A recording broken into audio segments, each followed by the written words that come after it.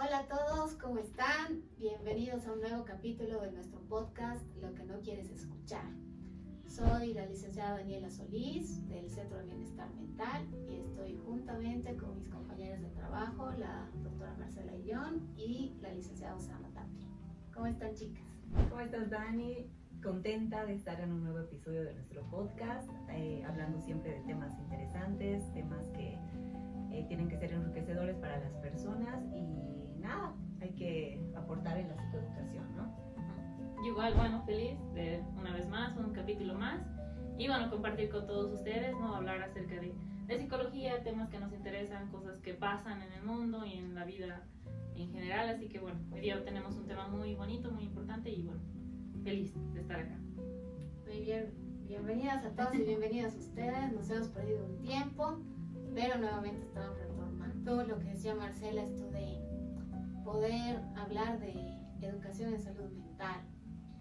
Y en marzo, chicas, ¿no? Como comentábamos, se ha dado un caso muy importante que ha sido súper polémico a nivel mundial, que tenía que ver con un caso de eutanasia, pero de una muchacha joven, lo cual es totalmente inusual porque generalmente las personas que solicitan este procedimiento para poder, digamos, finalizar con su vida son personas mayores que están quizá con una enfermedad terminal, con muchos síntomas, dolencias y demás. Pero lo que les hemos traído el día de hoy es el caso de Noelia Castillo, que es una muchacha de 25 años que solicitó la eutanasia porque estaba sufriendo ciertos trastornos mentales, podríamos decir, ¿no? Fue diagnosticada con trastorno límite de la personalidad, un TOC, que es un trastorno obsesivo compulsivo, y también una depresión mayor. Y bueno, aparte de eso, ella tenía una enfermedad del sistema nervioso que le generaba diferentes dolencias en diferentes partes del cuerpo, y al mismo tiempo, al haber ella intentado perder la vida, habiéndose lanzado de un quinto piso de un edificio, no logró el resultado esperado y pues quedó parapléjica, ¿no? Entonces tenía esa condición también que obviamente le impedía ser totalmente independiente, ¿no?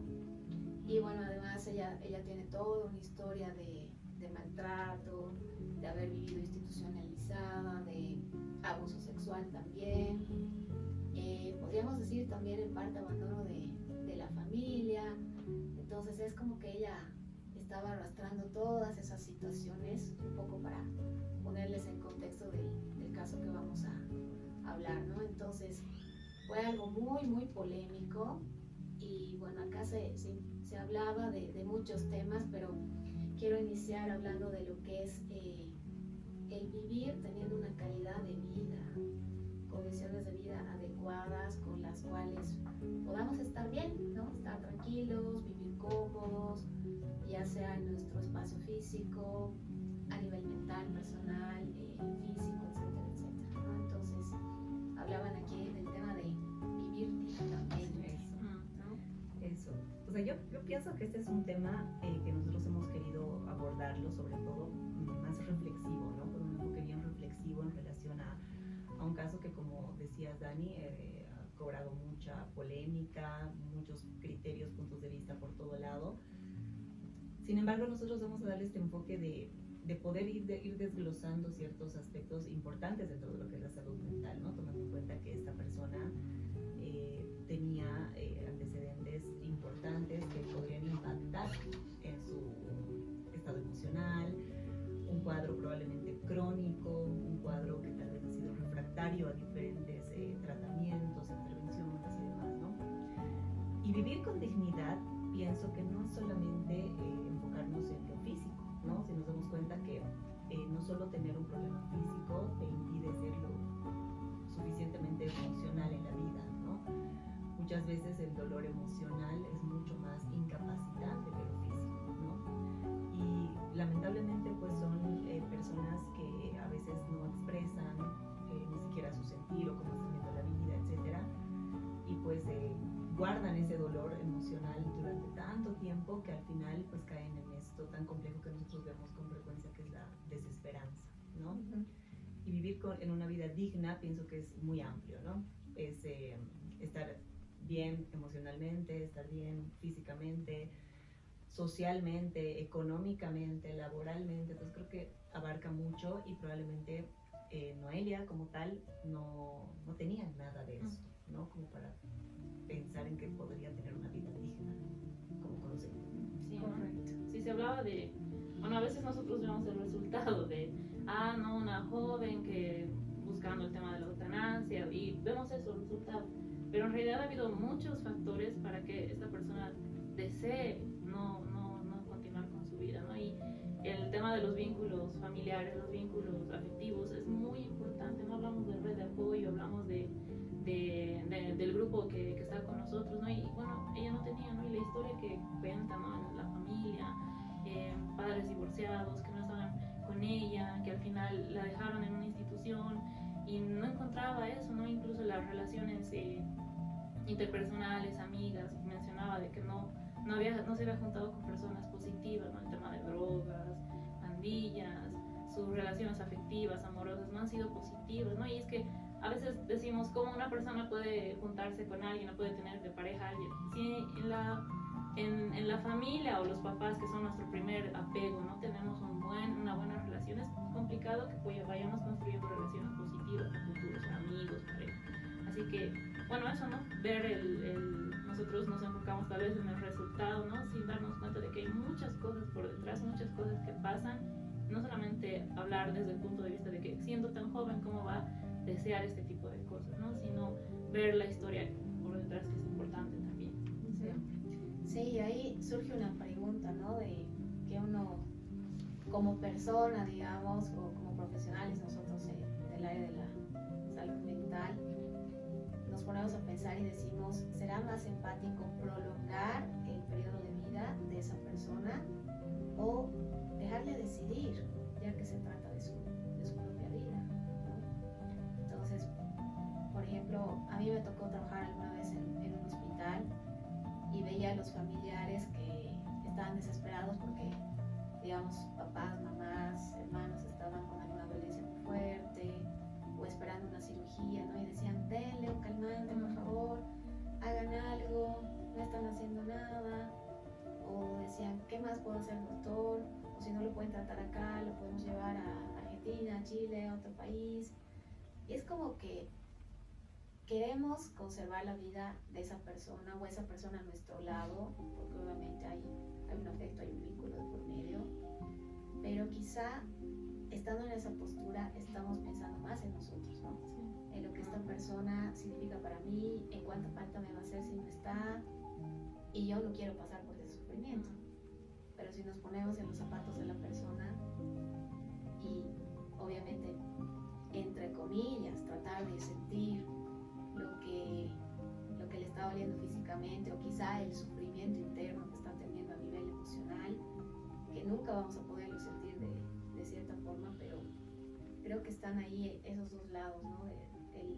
La posición de la familia y también lo que la otra persona está viviendo, ¿no? Sí, eso es muy cierto y eso es algo que también en algún momento hablaba probablemente con algunos pacientes y les ha debido tocar también a ustedes el decirles realmente nadie va a entender 100% lo que estás viviendo, estás sintiendo, estás pensando o la manera en cómo estás viendo la vida más que tú, ¿no? O sea, puedes tener muchas personas en tu entorno, papá, mamá, pareja, mucha gente que te aprecia, que te quiere y demás, que puede sí acompañarte, puede probablemente escucharte, puede entenderte, sin embargo nadie realmente va a estar 100% dentro tuyo, ¿no? Entonces la única persona que sabe lo que está sintiendo, lo que está pasando, lo que está viviendo, somos solo nosotros, ¿no?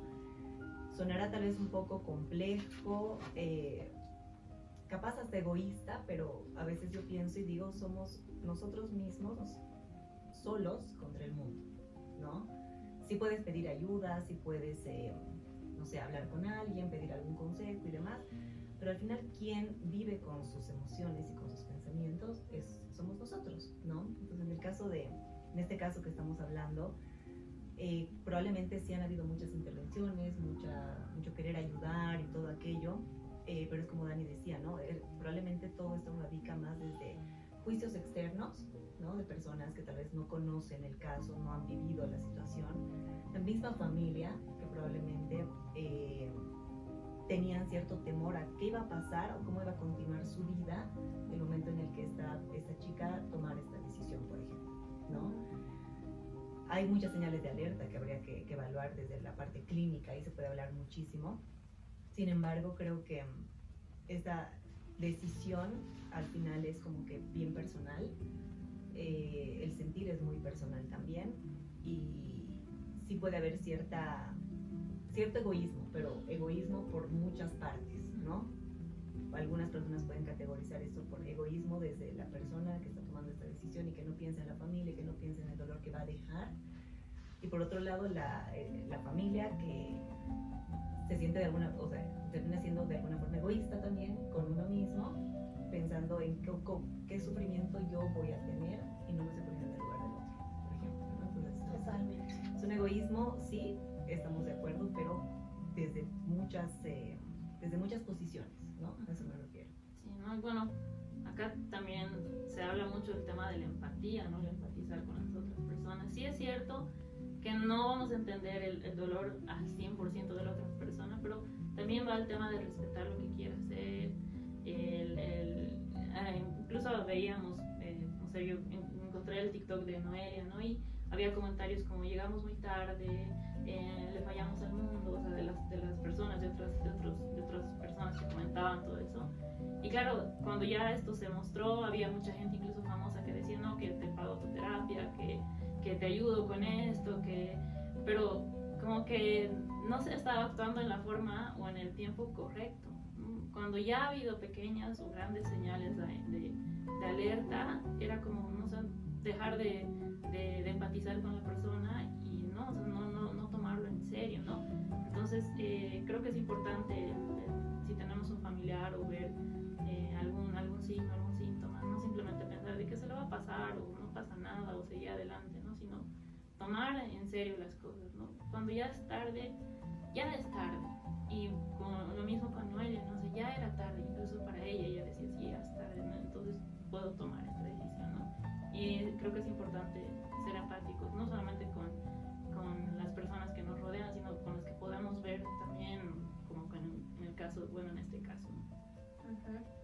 Claro, y ese proceso se ha alargado aún más, ¿no? Porque ella solicitó esto de la eutanasia en 2024 y es como que todo el juicio, que su papá generalmente, que fue el demandante, ¿no? Que estaba en contra de su decisión, duró 2 años. Y no solamente se quedó en España, sino que fue a parar a la Unión Europea, que al final fueron quienes aprobaron, ¿no? Que esto, digamos, siga su curso. Y obviamente en esos 2 años ha habido una intervención de la prensa, de la sociedad y redes sociales, o sea, no solamente ha tenido que lidiar con lo que ya le estaba pasando de manera individual, sino también con todas quizá esas críticas, ese apoyo, la postura de su familia. Entonces, el rechazo, ¿no? También exacto, sí, porque ha habido diferentes posturas, ¿no? Unos que han apoyado, otros que decían, ¿cómo tan joven? Tiene la vida por delante. Claro, pero si nos ponemos en sus zapatos, como decíamos, ¿bajo qué condiciones o a qué precio? Claro, capaz para ella definitivamente ya no había una solución, ¿no? Entonces, para nosotros capaz y sí, ¿no? Capaz y sí, darle un tratamiento que se interne, que haga terapia, que lo vean muchos psiquiatras, etcétera, ¿no?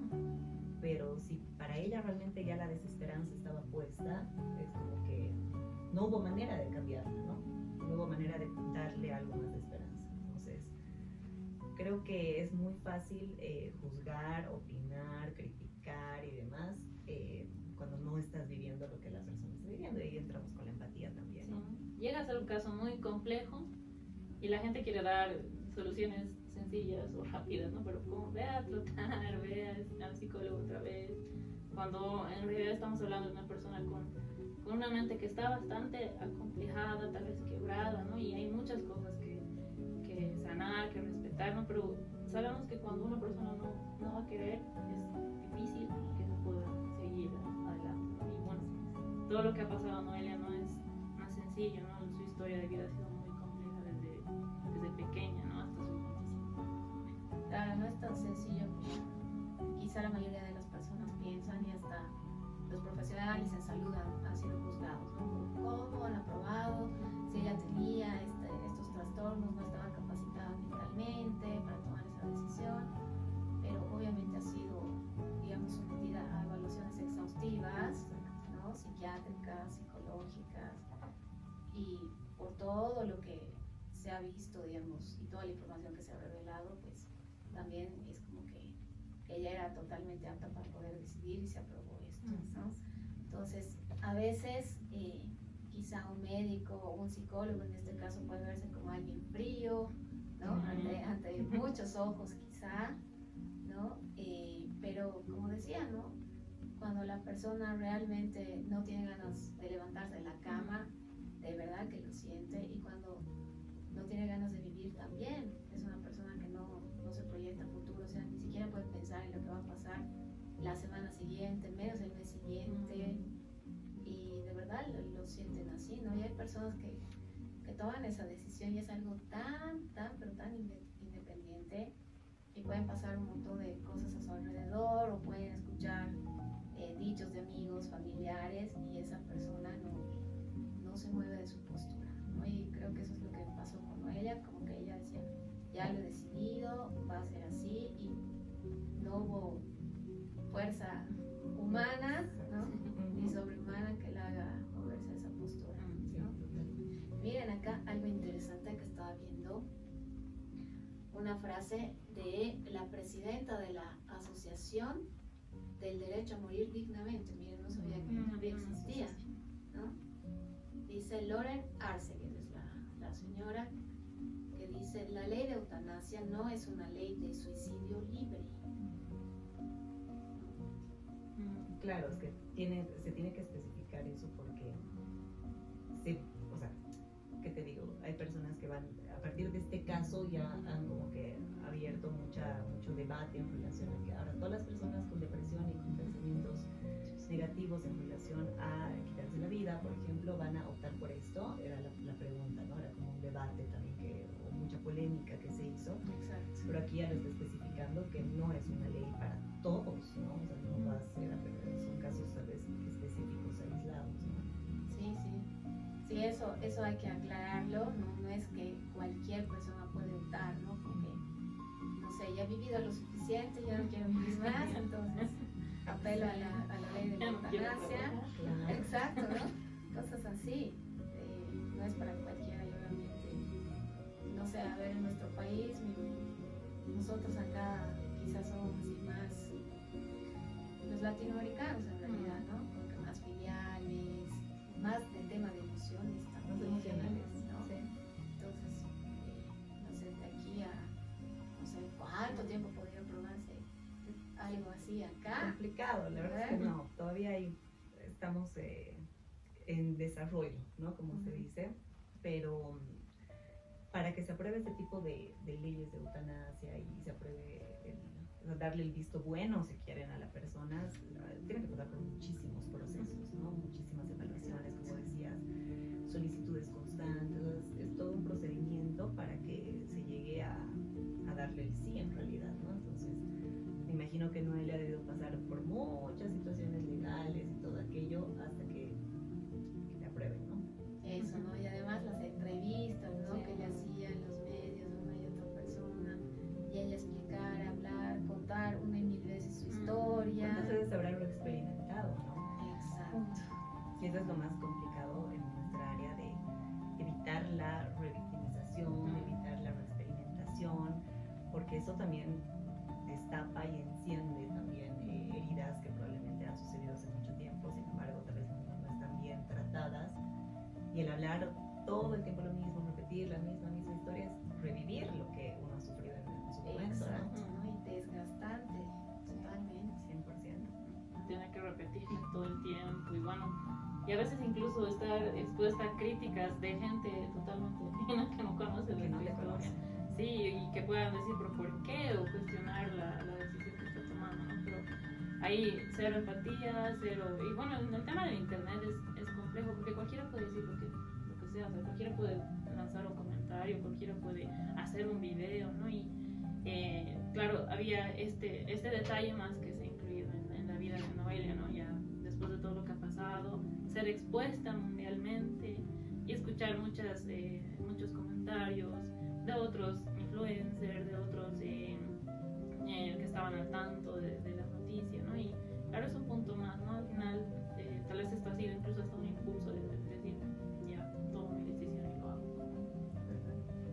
Claro, o sea, para muchas personas, nosotros que trabajamos a diario con personas que llevan una condición emocional, digamos, seria, importante, a muchos de ellos les cuesta abrirse a contar aquello que quizá los ha llevado a esa situación, ¿no?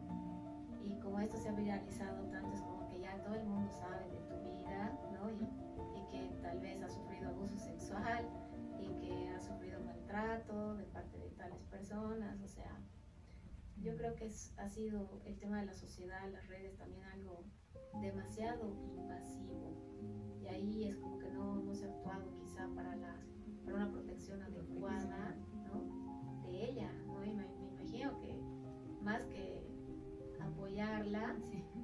eso la ha sobresaturado y la ha mantenido firme también en su decisión. Sí, porque yo creo que el hablar de emociones, y nosotros lo vemos aquí con nuestros pacientes, ¿no? O sea, cuesta que realmente alguien se aperture 100% en relación a hablar a sus emociones, que no se sienta vulnerable. ¿Cuántas sesiones les toma a ustedes, por ejemplo, realmente llegar a conocer al paciente, que entre en la confianza y que se puedan hablar de temas delicados, etcétera? O sea, nos toma tiempo, es un proceso, ¿no? Y creo que esta parte emocional de cada uno de nosotros es algo tan íntimo, es algo tan personal, es algo de tanto cuidado que a veces nosotros incluso lo manejamos así como que con pinzas, ¿no? Buscando las palabras adecuadas para cada uno de nuestros pacientes y procurar no ser nosotras tampoco invasivas, parar el momento que el paciente también quiere parar. Entonces, hacerlo tan así a nivel mundial como se ha hecho, realmente se ha vulnerado también la privacidad de esta persona desde todo punto de vista, ¿no? Pues sobre que esta persona ha estado lidiando durante tantos años con sus propias emociones, sus sombras, no sé con qué cosas habrá estado lidiando, ha tenido que los últimos días de su vida o de vida que ha tenido acá en este plano terrenal, ha tenido que lidiar también con el mundo, ¿te das cuenta?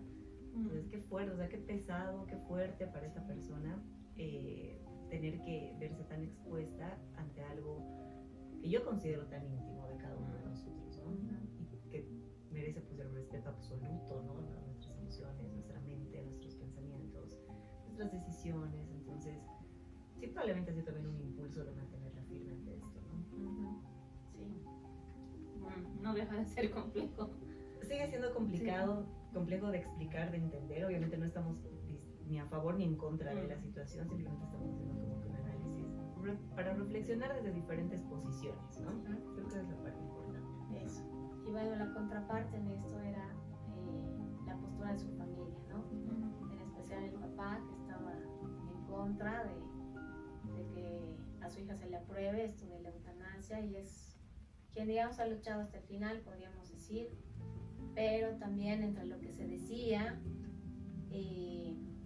había una versión, ¿no? Que yo vi un video de Noelia que decía que su papá, bueno, sus papás eran separados ya desde que ella, a una edad muy temprana, ¿no?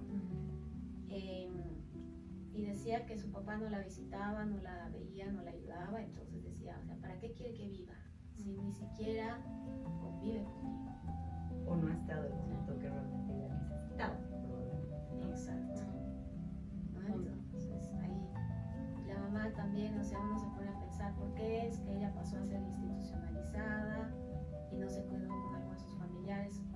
Y obviamente en ciertos países, en España creo que cuidan mucho esto de la tenencia de los niños, ¿no? Y no sé si sus papás en ese momento no eran aptos por diferentes motivos y ella pasó a vivir a un hogar de niños, ¿no? ¿Y qué motivos habrán sido Exacto, uno esos, se ¿no? pregunta, ¿sí, no? De hecho, creo que sí ella pudo hablar un poco de esto, ¿no? O sea, si bien la mamá dijo que no podía cuidarla y pasó con el tema del papá, y el papá era alcohólico, o sea, contaba historias de que el papá salía a las 8 de la mañana y volvía a las 2 de la mañana del día siguiente, y no es que volvía, sino ella y su hermanita tenían que ir a buscarlo a diferentes bares y recogerlos, a llevarlo a casa, ¿no? Y para un adolescente el ser responsable de un papá es difícil, o sea, incluso pierdes el tema de identidad como hija, ¿no? ¿Quién me cuida cuando yo tengo que cuidar al que se supone que se cuida de mí, ¿no?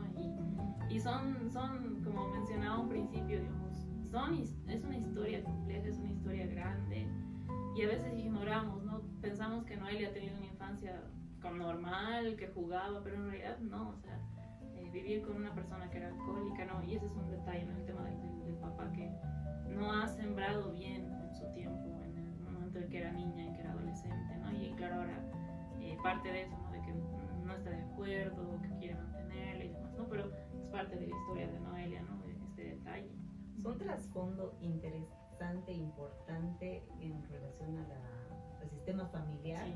Pues debe haber muchísimas cosas que indagar, que averiguar, que evaluar, analizar pues, a los diferentes miembros de la familia, ¿no? Porque hay muchas cosas que, o sea, se dice mucho, hay muchos testimonios y todo aquello, pero al final uno no sabe realmente qué es realmente la verdad, en realidad, ¿no? Eso, tal vez hay muchas cosas por detrás que no han salido a la luz. Sí, Totalmente, o sea, siempre vemos, y Osana debe ver más también en sus pacientes, que generalmente son familias disfuncionales, familias inestables, con escasos recursos probablemente de resolución de conflictos, o tienen algún problema emocional ellos mismos y lo traducen como un espejo, ¿no? A los demás miembros de la familia. Entonces, debe haber un trasfondo bien importante en relación a la parte de salud mental en la familia, ¿no? Ajá. Sí, bueno, se habla de sistema, ¿no? La familia es un sistema.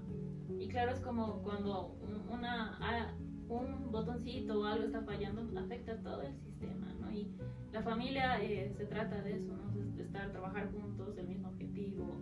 Si la mamá o el papá no están bien. Y bueno, a veces esto pasa en consultorio, ¿no? Y les comentaba, ¿no? Llegaban los papás y decían, no, es que mi hija está rebelde, y trate eso solamente, ¿no? Pero al hablar con la adolescente o con los niños, no es que se va a tratar solo la rebeldía viene de algún lado, ¿no? El tema de que los papás no se llevan bien, los papás son muy severos o muy dejados, y a veces los papás decían, no, pero ¿por qué estás hablando de eso con mi hija si yo quería que hables de su rebeldía? Y no, es todo el sistema, no se puede aislar ciertas cosas, no se puede aislar de la conducta del adolescente o del niño. Al final, eso es una respuesta de cómo está su ambiente familiar, ¿no? Y claro, ahí es como se sugiere a los papás, no sé, también deberían pasar por un proceso terapéutico, deberíamos hacer algo, ustedes pueden acceder a otro terapeuta. Y bueno, ¿no? También hay papás muy accesibles y otros no, que dicen, no, entonces me lo llevo pequeño y se corta ya toda la terapia y demás. Así que es mucha responsabilidad el tema de ser papás, ¿no? Y en este caso se ha visto, veía comentarios como decían, creo que fallaron ahí los padres en este caso.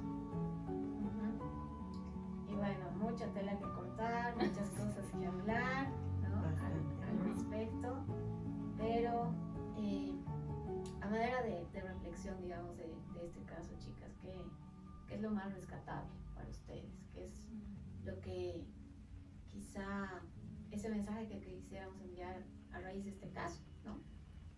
Para mí creo que, como siempre decimos, pienso que la reflexión va en que no debemos invalidar el dolor emocional. El dolor emocional es igual o aún más importante que un dolor físico, que todavía cuesta hablarlo, sí, que todavía se emiten juicios y opiniones que puedan llegar a invalidar el estado emocional de cada uno de nosotros. También esa es una realidad. Entonces creo que la reflexión es darle mucha más importancia y atención a nuestra salud mental, tomando en cuenta de que sin una adecuada salud mental o una atención a nuestra salud mental, pues muchas cosas no podríamos lograr, ¿no?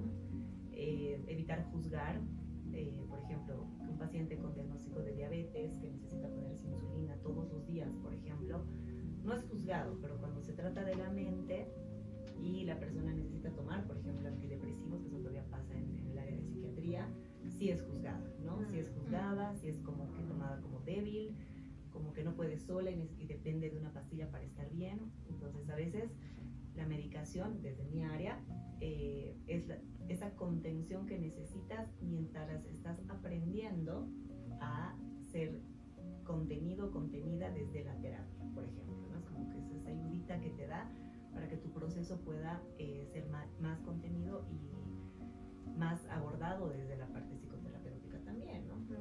Creo que para mí esa es la reflexión de este capítulo que estamos haciendo. Bueno, yo, como decíamos, no hay muchas cosas, pero lo más importante es para mí, ¿no? El tema de la empatía, empatizar, y sí, no juzgar, no sabemos lo que está pasando la otra persona, y a veces desde nuestra posición, no sé, tal vez sana, con buenas familias, buenos papás, no sé, con un estatus económico, desde nuestra posición va a ser fácil juzgar a quien sea, ¿no? O sea, desde donde estamos, y no nos damos cuenta de que hay otro tipo de realidades que existen y coexisten en todos nosotros, ¿no? Tal vez acá estamos tranquilas, ¿no? Pero no sabemos qué está pasando allá en el cerro o en otra familia al otro lado, si hay, no sé, temas de violencia, si hay temas de adicciones, y son realidades, ¿no? Y nuestro punto es eso, o sea, que no podemos simplemente desvalorizar lo que está pasando, desvalorizar lo que las personas están sintiendo y hablar solamente de nosotros, ¿no? Y que